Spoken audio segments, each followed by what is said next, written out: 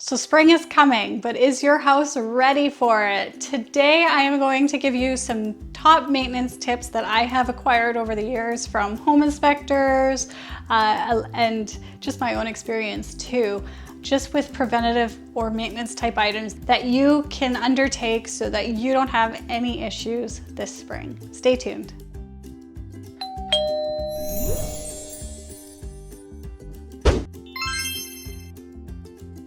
Hi, I'm Jennifer Queen with the Jennifer Queen team and RE/MAX Professionals here in Winnipeg, Manitoba, and today I'm going to go over a quick list with you of just the different spring maintenance type items that you can do around your homes so that you don't have any issues with your home this spring and summer. Just be looking with water penetration essentially in mind. That is the biggest enemy to our houses in Canada, is that water getting in behind anywhere and wreaking havoc.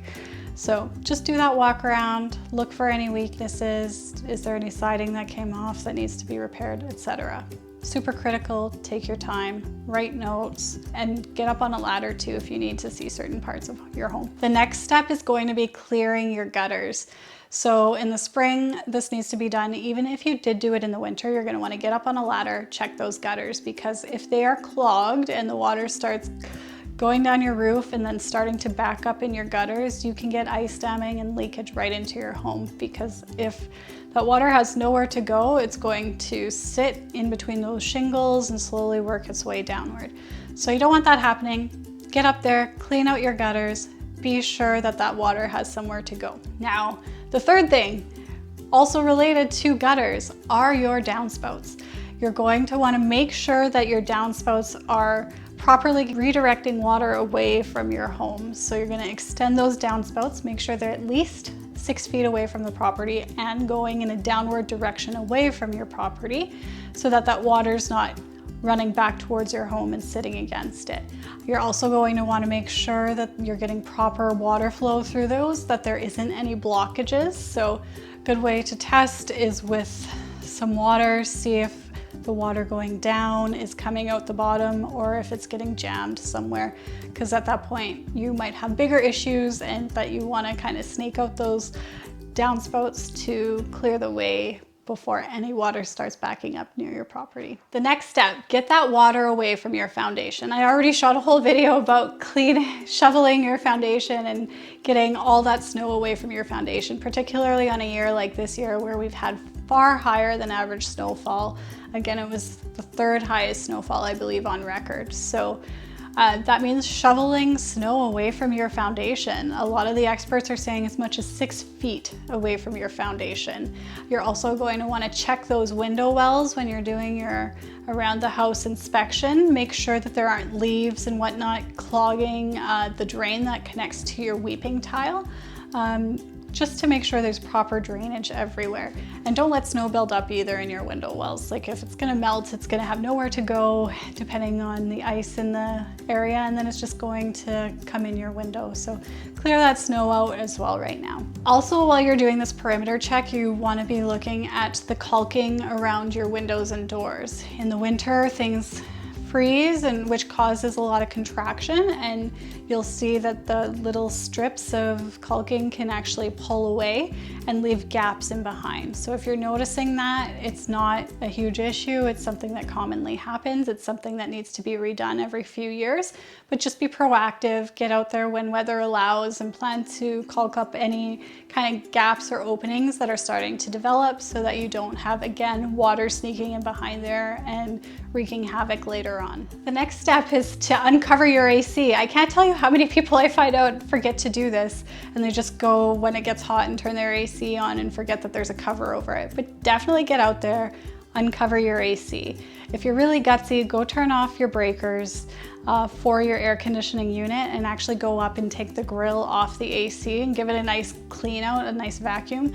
I know that we live in a very treed area, and the amount of sticks and debris and leaves that collect in there over the winter really can wreak havoc when we're firing it up for the first time every season.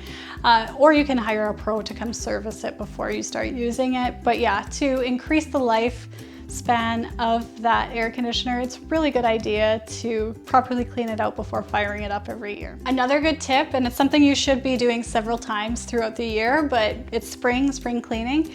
Make sure you're changing your furnace filter too. It's a good time to do it in the spring, particularly when you're already doing your AC clean. You might even want to vacuum out your furnace while you're at it, and just change that filter so that you've got nice fresh air coming through. If ever you have seen a super filthy furnace filter, you will see just how hard it is on that furnace to suck the air through them, and you're actually causing a lot of strain on your whole furnace and air conditioner system by doing so. So just change your filter. Try and remember to do it a few more times this year too. Also, do you have ceiling fans in your home? This is a good time to readjust them. First of all, dust them off because they might not have ran all winter, and it's always gross when you turn them on the first time in the spring and all that dust comes flying down. But also remember to adjust them. So I believe I'm getting this right, but it's clockwise in the winter, counterclockwise in the summer.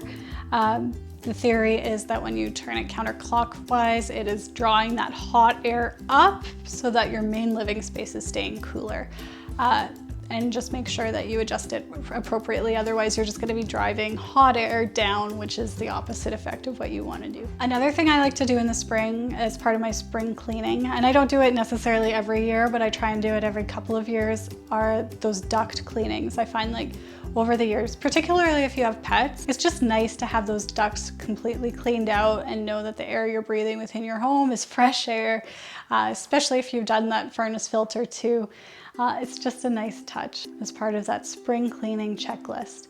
It's also a good time now to check your smoke detectors as well as your carbon monoxide detectors. That's something you should be checking fairly regularly, ideally twice a year, but if you just remember to do it even in the spring, that will make a huge difference. It's more than a lot of people out there I know are checking theirs. So be sure to check both carbon monoxide and smoke detectors, check if anything needs to be replaced. And that's really it for my spring maintenance tips. Do you feel like there's anything that I've missed? Please be sure to leave it in the comments section below. Again, I'm Jennifer Queen with the Jennifer Queen team and RE/MAX Professionals here in Winnipeg, Manitoba. If you liked this content today, be sure to hit that like button below and subscribe to our channel too so you see our future content. And again, if you're needing any help with your buying or selling needs for real estate here in Winnipeg, Manitoba, be sure to reach out. Myself or someone on my team are always happy to help. My contact information is in the comments section below. Have a good one, guys.